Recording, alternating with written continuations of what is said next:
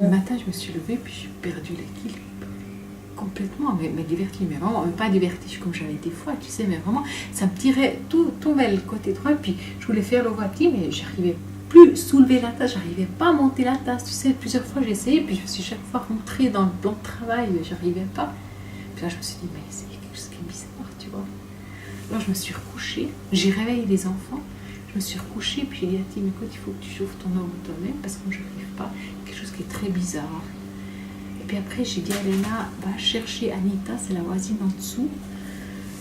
Sonne chez elle, il me faut de l'aide. Moi, je dis, il y a quelque chose qui va vraiment pas.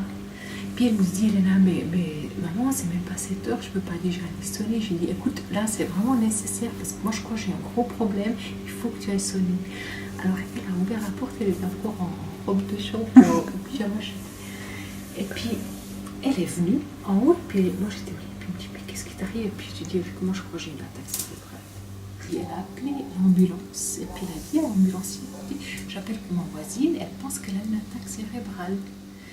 Et puis après elle a posé le téléphone, elle m'a dit, écoute, ils vont venir, moi je vais vite en bas m'habiller quelque chose si jamais je dois t'accompagner, parce qu'elle était en pyjama.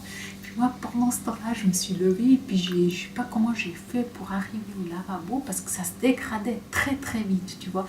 Je me suis dit, mais il faut que je me lave encore les dents, parce que je vais devoir partir à l'hôpital, et puis je peux pas partir sans laver les dents, tu vois. Après je suis restée au lit, j'ai dit aux enfants, écoutez, c'est l'heure d'aller à l'école, allez à l'école. Moi, je vais devoir partir à l'hôpital, mais il y a quelqu'un qui va... Moi, je vais organiser quelqu'un, il y a quelqu'un qui va s'occuper de vous. Puis ils sont partis à l'école, et puis Yann, quand il est parti, il part toujours 10 minutes après, comme ça, il a croisé une ambulance encore. Ils m'ont demandé qu'est-ce qui se passe, et puis moi, je leur ai expliqué les symptômes que j'avais, puis je dis, je pense que j'ai une attaque cérébrale. Et après, justement, ils ont dit, donc ils m'ont tout de suite donné l'aspirine cardio, ils ont fait 2 scanners, je crois, et ils ont tout de suite vu où était le problème. Malheureusement, le tronc cérébral est aussi atteint. Ça va encore.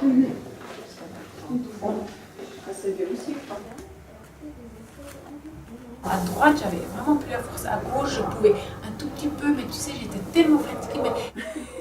C'était pas une paralysée dans le sens que j'arrivais plus du tout les bouger, mais j'avais pas la force de les soulever, tu vois, ou bien de m'asseoir, moi par exemple, ou même de me tourner sur le côté pour pouvoir prendre, j'y arrivais pas. J'avais besoin de l'aide de quelqu'un qui me tournait sur le côté. Moi, je pouvais pas me tourner de ma force, j'avais plus de force, tu vois. Le plus longtemps possible. Oh, pardon, si je roule par terre, c'est pas grave, hein, c'est pas de haut. Des fois, je me disais, oh, mais Dieu sait comment ça va finir, est-ce que je vais pouvoir bouger mes membres, mais pour moi, l'enfer sur le moment, c'était de ne pas pouvoir aller dehors, parce que normalement, j'allais tous les jours dehors prendre un peu d'air, et de ne pas pouvoir laver mes cheveux. Ça, c'était l'enfer pour le moment. Autrement, je me suis dit, je vais m'en sortir, quoi. Ce qui m'inquiétait beaucoup, c'est ces fourmis, et que j'avais l'impression de diminuer, ça venait de plus en plus. Et puis bon, là, ils m'ont dit, ça peut durer très longtemps, et puis c'est aussi possible que ça ne va jamais complètement partir, quoi. J'avais beaucoup d'entraînement avec la physio. Après, j'ai vu quand même, du moment que je pouvais me lever, qu'il y avait une évolution. Tu vois que j'étais dans la chaise roulante d'abord. Après, j'ai les premiers essais de me lever, pas été très difficile, mais au bout d'un moment, j'arrivais à aller, même encore pendant l'hospitalisation, j'allais faire des promenades. Alors, j'ai quand même vu que ça évoluait, tu vois. Il y a des choses ces vertiges que j'ai tous les jours, ça me dérange quand même beaucoup, parce que je me dis avec ça, je marche pas droit, c'est fatigant, mais ça me fait pas peur, parce que je me dis, c'est encore, ça fait 9 fois en arrière, il va certainement encore avoir une évolution. Bon, ce qui me manque beaucoup, c'est la moto. Alors ça, c'est quelque chose...